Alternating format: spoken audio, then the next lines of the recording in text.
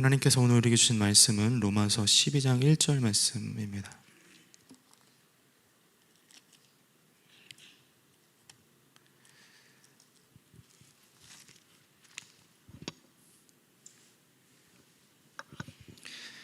로마서 12장 1절 말씀 우리 한 목소리로 함께 읽겠습니다.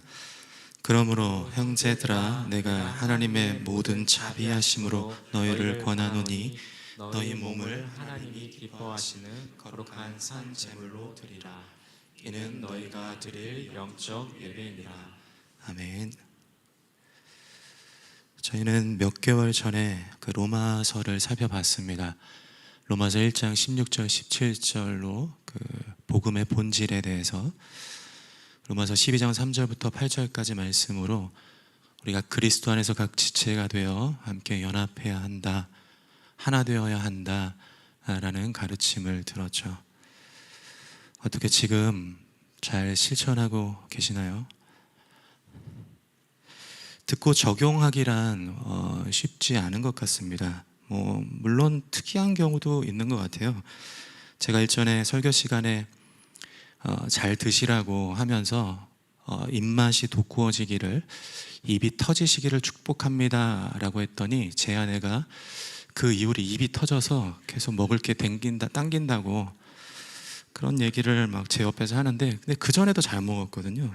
뭔 말인지 잘 모르겠지만 어쨌든 이런 예외도 있지만 우리는 매주 매일 매순간 하나님의 말씀을 듣고 묵묵히 따라가고자 결단함에도 불구하고 종종, 자주 그렇죠, 자주 지치고 실패하고 어떤 나의 잘못 때문에 수치심과 죄책감을 느끼며 살아가는 것 같습니다. 근데 저는 개인적으로 이렇게 왔다 갔다 하는 게 신앙생활인 것 같아요. 그런 의미에서 오늘 본문은 중요합니다. 왜냐하면 우리의 신앙을 견고하게 하는 주춧돌이 무엇인지를 우리에게 가르쳐주고 있죠. 로마서 12장 1절 말씀 제가 읽어드리면, 그러므로 형제들아 내가 하나님의 모든 자비하심으로 너희를 권하노니 너희 몸을 하나님이 기뻐하시는 거룩한 산 제물로 드리라. 이는 너희가 드릴 영적 예배니라. 영적 예배다 이렇게 말씀하죠. 이 말씀의 중요성이 본문의 위치에서 드러납니다. 일전에 한번 설명드렸는데 로마서가 1장부터 11장까지 죄인된 인간, 그 인간을 구속하시기 위한 하나님의 준비, 또 계획, 십자가의 구속, 성령의 도우심, 그 은혜와 사랑을 풍성하게 우리에게 베풀어 주시는 그런 말씀들이 1장부터 11장까지 적혀 있죠. 그리고 은혜에 대해서 말씀하는데 그 다음 12장부터는 우리가 그럼 신앙인으로서 어떻게 살아가야 하는가에 대해서 서로 화목하고 화합하고 그리스도의 사랑을 실천하고 거룩하게 살아가야 한다라고 뒤에 말씀이 쭉 나오는데, 그 명령을 들어가는 가장 중요한 핵심 첫 구절이 예배입니다. 모든 신앙은요, 예배라는 주춧돌 위에 세워지는 거예요. 예배 위에 봉사가 있고요, 예배 위에 헌신, 전도, 교육, 하나님의 말씀을 따라가는 거룩한 삶이 예배 위에 세워지는 것이죠. 오래전에 교회에서 제 중고등부 사역할 때 그 청년 교사들에게 제가 그런 말을 한 적이 있거든요. 제가 가르쳤던 중고등부 아이들이 커서 이제 대학 청년이 돼서 교사로 섬기는 그런 아이들에게 그런 말을 한 적이 있습니다. 부서 예배를 중심으로 해라. 청년부 예배. 그 예배에서 주시는 말씀을 듣고 그 말씀을 가르쳐야 된다. 말씀이 들려지지 않으면 말씀을 들려줄 수가 없어. 그런 얘기를 했거든요. 아이들뿐만 아니죠. 목회자도 마찬가지입니다. 설교자가 저도 이제 그런 실수를 종종 하게 되는데, 말씀을 전하는 위치에 있다 보니까 말씀을 듣고 하나님을 경배하고 기도하고 하나님을 높여드리는 예배에 대해서 공급받아야 된다는 생각을 잘 못하는 것 같아요. 그러니까 어떤 모든 우리의 사역에 이런 원리가 동일하게 적용이 되는 거예요. 예배 그 위에 세워지는 것입니다. 주방봉사도 그렇죠. 아무래도 주방봉사랑 이렇게 하다 보면은 막 너무 바쁘고 또 식사 준비를 제때 시간 맞춰서 해야 되기 때문에 제가 예전에 이렇게 가끔 보면은 너무 이렇게 분주하시고 그러시더라고요. 근데 그러다 보면은 어느 순간인가 영문도 모른 채 이렇게 지쳐 계시는 걸 보게 됩니다. 그게 어떤 사람이나 뭐 재정 지원이 안 되거나 또 환경 때문이 아니고요. 예배라는 추춧돌이 빠졌기 때문이죠. 예배가 흔들리면 신앙도 흔들립니다. 예배가 견고하면 신앙도 견고하죠. 예배 위에 신앙의 행위들이 하나씩 둘씩 쌓아 나가줘야 합니다. 그래서 우리는 무엇보다 예배에 대한 태도를 점검해야 돼요. 우리 성도님들은 어떻게 예배 드리고 계십니까? 예전에 교회에서 토요일 6시 30분에 토요 새벽 예배를 드렸습니다. 이제 한 전사님이 새로 오시고 또 너무 열심히 잘 하셔서 이제 여러 가지 이제 지침들을 이야기해주고 토요일 새벽 예배는 빠지지 마라 이렇게 했는데 한 번은 토요일 날 새벽 예배를 안 오신 거예요. 뭐 그 전날 뭐 교회 이제 뭐 영상을 만들거나 이렇게 하면서 밤을 새셨던 것 같기도 합니다. 제가 뭐 속으로 뭐 그런 생각들을 하죠. 아무리 그래도 사역자인데 예배를 이렇게 소홀히 해도 될까? 아무리 헌신을 하고 아무리 하나님을 섬긴다 하더라도 예배가 주축이 되지 않으면 신앙이 흔들릴 텐데 하는 생각을 하면서 제가 그 사무실에서 주보를 만들고 있었거든요. 주보를 다 접고 끝내고 시간을 보니까 6시 45분이었습니다. 저도 예배를 안 들어간 거였죠. 제가 그걸 보면서 이게 누굴 탓할 게 아니다. 누가 예배를 드리건 안 드리건 누가 예배 태도가 어떻건 뭐 상관없습니다. 신앙은요, 나와 하나님과의 관계죠. 나의 신앙을 점검해야 되고 나의 예배를 점검해야 한다는 것입니다. 믿음이 여전히 사시나무 떨듯이 흔들리고 있다면 다른 거 없습니다. 예배부터 회복되어야 합니다. 따라서 오늘 우리는 로마서 12장 1절 말씀으로 하나님이 바라시는 영적 예배가 무엇인지 세 가지 원리를 살펴보고자 합니다. 첫째는요, 예배는 하나님이 받으십니다. 예배는 하나님이 받으십니다. 1절에 하나님이 기뻐하시는 거룩한 산제물, 이것이 영적 예배다라고 얘기를 하죠. 하나님이 기뻐하시는 것이 영적 예배예요. 하나님이 기뻐하신다라는 말은 하나님께서 기뻐 받으신다라는 뜻입니다. 이렇게 비유하면은 좀 와닿으실 수 있을 것 같아요. 저 아내는 16년 만에 한국에 돌아왔습니다. 캐나다 생활을 다 접고 이제 비행기에 몰을 싣고 인천공항에 도착을 했죠. 검색대를 지나서 짐을 찾고 한아름 뭐 한가득한 짐이죠. 그 짐을 찾고 카트에 싣고 이제 게이트로 나가서 게이트 문이 활짝 열렸습니다. 그 앞에 저희 어머니가 서 계셨거든요. 어머니의 표정이 어떠셨을까요? 꼭 이와 같습니다. 우리가 주일 아침 일찍부터 준비하고 화장을 하고 또 단정하게 옷을 입고 성경책을 들고 예배 자리를 찾아 신령과 진정으로 하나님을 경배하고 바랄 때에 마치 게이트 문이 열리고 설레는 마음으로 마중 나와 계시는 하나님을 만날 수 있는 것이죠. 이것이 하나님이 기뻐 받으시는 말의 의미입니다. 이런 이미지를 민수기 6장은 이렇게 표현하고 있죠. 민수기 6장 23절부터 26절까지 말씀 우리 함께 큰 목소리로 읽어보겠습니다. 시작.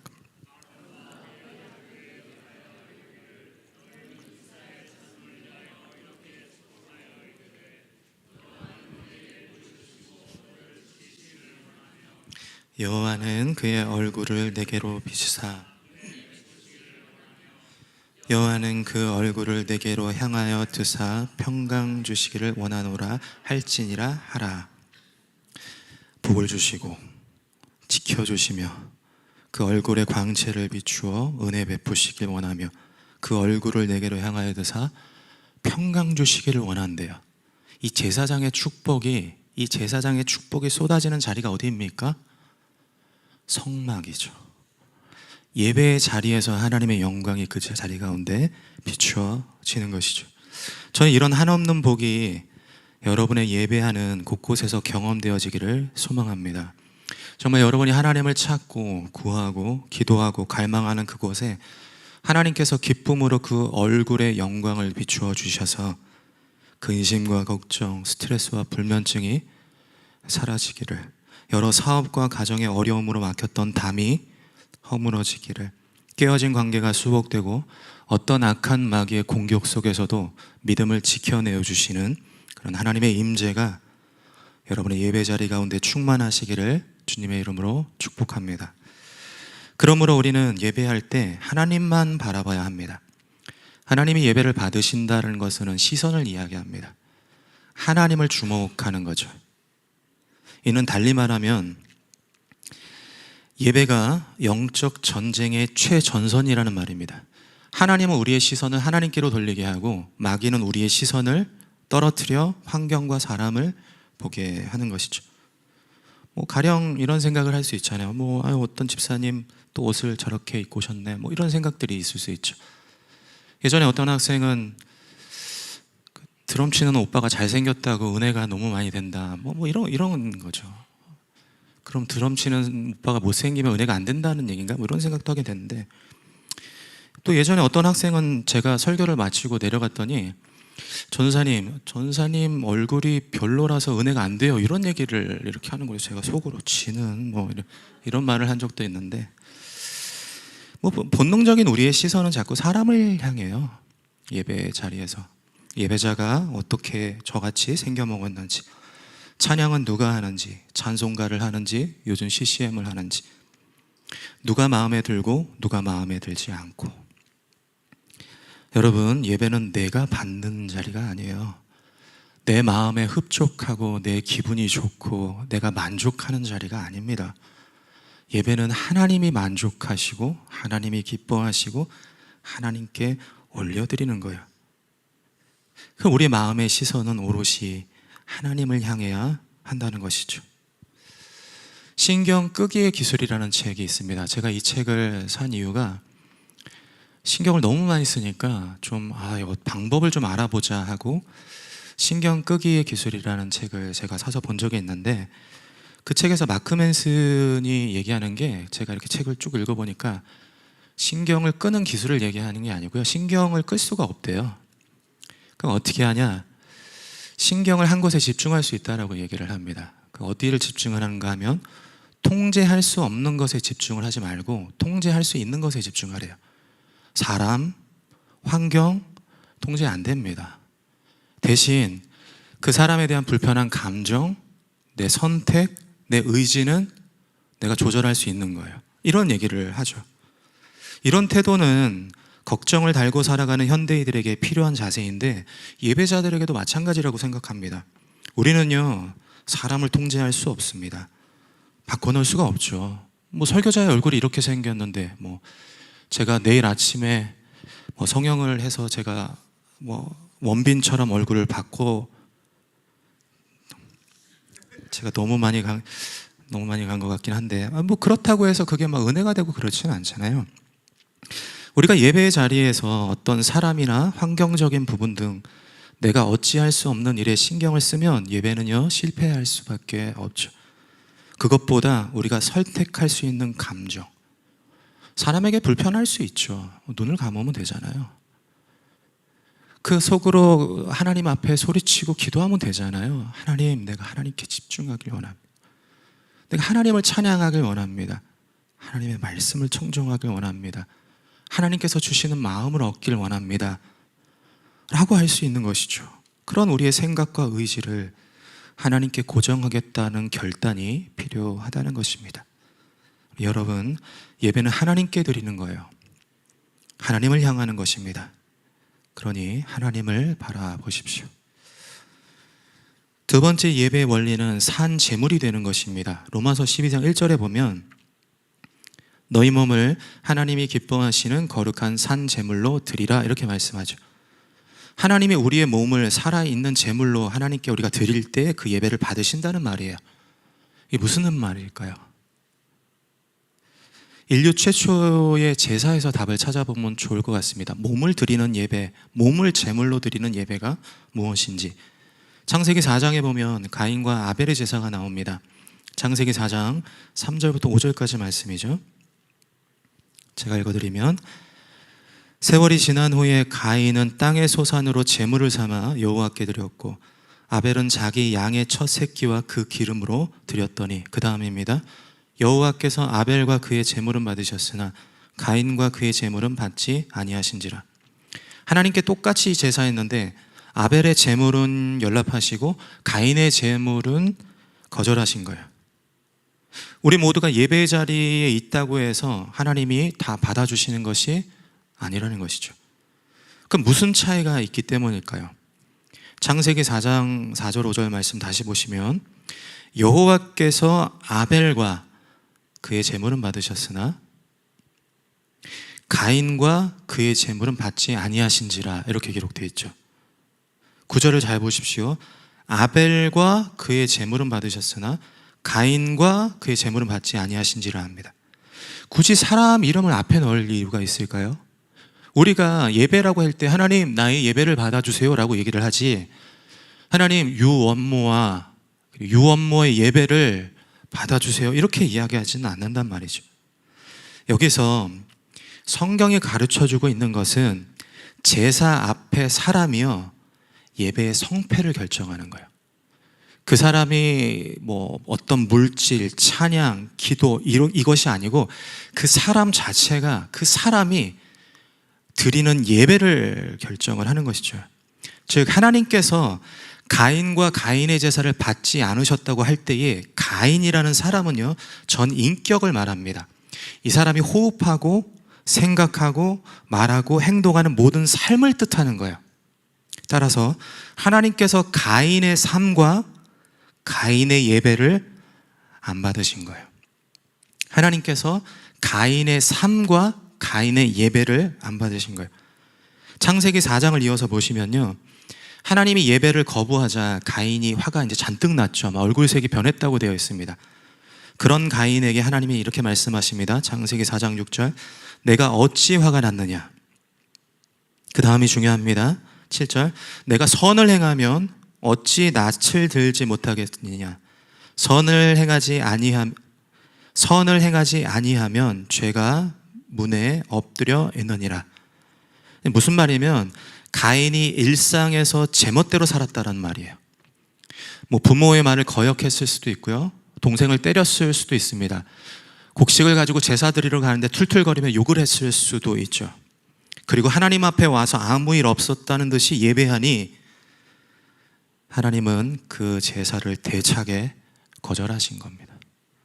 반대로 아벨은 어떻습니까? 아벨은 자기의 삶을 거룩함으로 하나님께 올려드리고 그 삶으로 예배 자리에 와서 하나님께 제사한 거예요. 그래서 하나님이 아벨과 아벨의 제사를 받은 것이죠. 이것이 로마서 12장 1절에 살아있는 제물이라는 말의 해설입니다. 그러니까 이렇게 말씀하시는 거예요. 삶의 자리에서 제사를 드려라. 다시 말해 삶으로 예배하라. 여러분, 삶과 예배는 분리되어 있지 않습니다. 월화수목금 마음대로 살다가 주일날 와서 회개하면 되지 절대 그렇지가 않습니다. 우리는 성전에서만큼 일상에서, 가정에서, 자녀들과 마주할 때, 일터에서 직장 동료들과 함께 할 때, 학생들은 스터디 그룹을 하면서 친구들과, 또 교회 성도님들과 함께 교제하는 순간에도 거룩해야 하는 거예요. 살아가는 모든 순간, 모든 자리가 하나님을 예배하기 위한 제단이 되는 것입니다. 초대 교부였던 크리소스톰은 이렇게 말했습니다. 그러면 몸이 어떻게 제물이 될 수 있다는 것인가? 눈으로 일체 악한 것을 보지 않게 하라. 그러면 눈이 제물이 될 것이다. 혀로 일체 불결한 것을 말하지 않게 하라. 그러면 혀가 제물이 될 것이다. 손으로 일체 불법한 행위를 하지 않게 하라. 그러면 손은 온전히 드리는 번제가 될 것이다. 2주 전에 예배를 마치고 2부 예배를 마치고 이제 사무실에 앉아 있었습니다. 그러다가 이제 그날 어하나, 아이들이 하는 프로그램 어하나가 이제 한 학기를 마친다고 달란트 시장을 한다고 하시더라고요. 그래서 가서 기도하고 저도 이제 잠깐 참석을 했습니다. 아이들이 이제 한 학기 동안 성경을 외우고 또 게임을 해서 얻은 달란트를 가지고 이제 여러 물품하고 이제 음식을 이제 사는 거죠. 그러니까 뭐 애들이 앉아 있는데 들썩들썩합니다. 막 그 눈이 난 저거 꼭 사야지 하는 그런 눈으로 지금 막 두리번거리고 있는 거예요. 근데 보니까 개 중에는 달란트가 많은 아이도 있고 달란트가 적은 아이도 있었어요. 근데 그 뒤에 제가 놀라운 광경을 목격했습니다.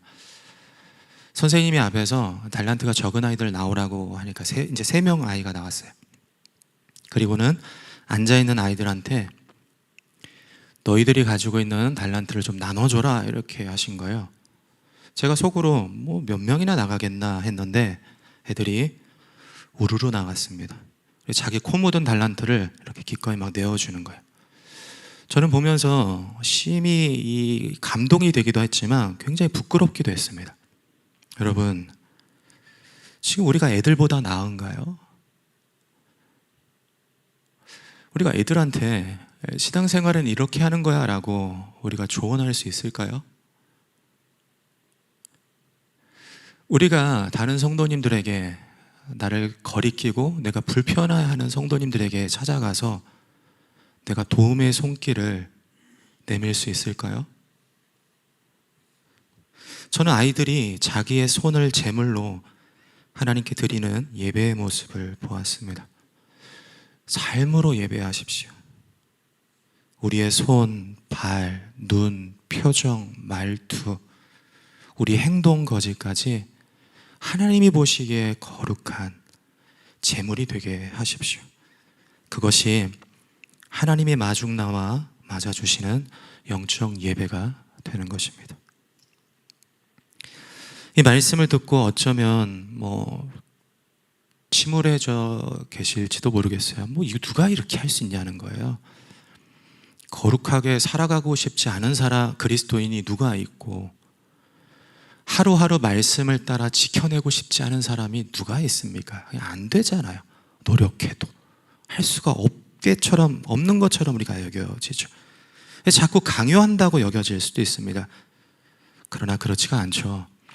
만약에 오늘 로마서 12장 1절에 바울이 너희 몸을 하나님께서 기뻐하시는 거룩한 산 제물로 드리라, 이것이 너희가 드릴 영적 예배니라 라고만 기록이 되어 있다면 우리는 예배할 때마다 실패할 겁니다. 예배할 때마다 좌절할 거예요. 근데 바울이 그 앞에 이 문구를 붙이고 있죠. 그러므로 형제들아, 내가 하나님의 모든 자비하심으로, 하나님의 긍휼하심으로, 하나님의 사랑으로 너희를 권하니 너희가 삶에서 거룩하게 하나님을 예배할 수 있다, 이렇게 이야기하는 것이죠. 하나님이 자비하시기 때문에 우리가 예배할 수 있는 거예요. 하나님이 자비하시기 때문에 우리의 일상의 현장 가운데서 하나님을 경배할 수 있고 하나님의 임재를 목도할 수 있는 것이죠. 여기서 자비라는 말은 바울이 1장부터 11장까지 설명한 모든 내용을 압축하는 한 단어입니다. 하나님이 어떤 분이신지를 1장부터 11장까지 쭉 설명하는데 봐라, 이 하나님의 자비하심이야, 이렇게 이야기하는 거예요. 근데 이 단어는 무엇을 의미하냐면 행동하는 사랑을 의미합니다. 그러니까 내가 너를 사랑한다 라고 말하는 게 아니라 사랑이 뭔지를 보여줄게 라고 뛰어드시는 거예요. 그게 하나님의 자비하심이에요. 이런 하나님의 행동이 로마서 12장 1절에 산 제물이라는 표현 안에 들어있습니다. 사실 산 제물이라는 말은 역설이죠. 제물은 죽은 거예요. 죽은 제물 앞에 어떻게 살아있다라는 말이 붙어 있을 수 있습니까? 우리가 살아있는 제물이 된다는 것은 즉 누군가 우리를 위해 대신 죽어 제물이 되셨다라는 의미죠. 그가 누구입니까? 로마서 3장 25절입니다. 이 예수를 하나님이 그의 피로써 믿음으로 말미암는 화목제물로 삼으셨으니 이는 하나님께서 길이 참으시는 중에 전에 지은 죄를 간과하심으로 자기의 의로움을 나타내려 하심이니.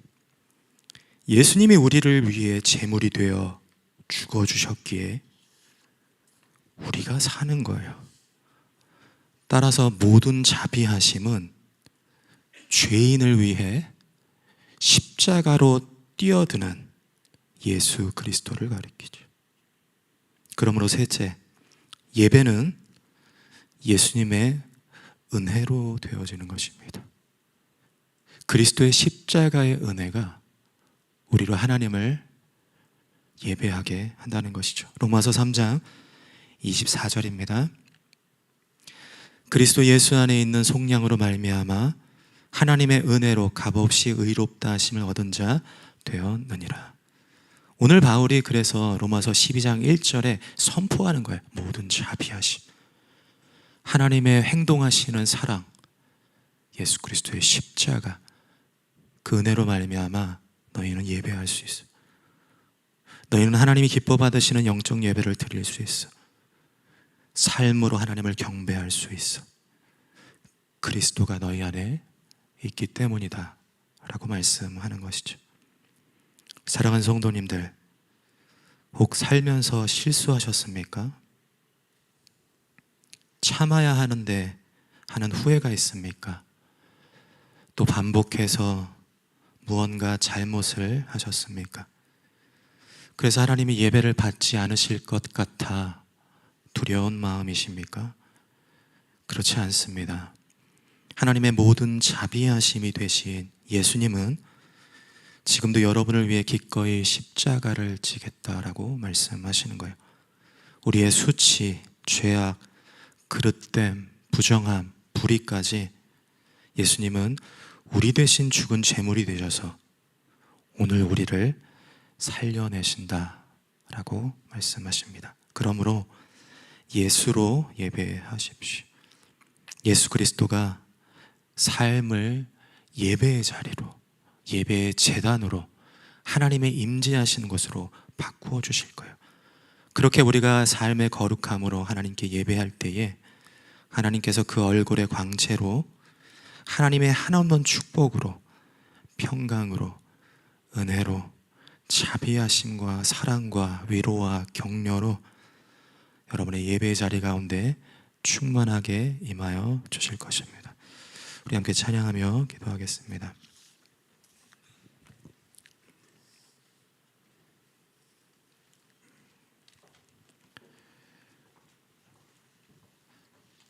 성경에는 우리가 하나님의 성전이라는 표현을 씁니다. 우리가 제단이라는 것이죠. 우리가 모여서 함께 드리는 공동체 예배뿐 아니라 우리가 삶의 현장에서, 일상에서, 일터에서, 공부하는 자리에서, 친구들과 어울리는 자리마다 그곳이 예배의 현장이 되어야 한다라고 말씀하는 거죠. 그래서 오늘 이 시간 찬양하며 또 기도하기를 결단하기를, 하나님, 내가 삶으로 예배하겠습니다. 삶의 자리자리마다 하나님을 경배하며 하나님께 영광 올려드리는 삶으로 나아가겠습니다라고 결단하셨으면 좋겠습니다.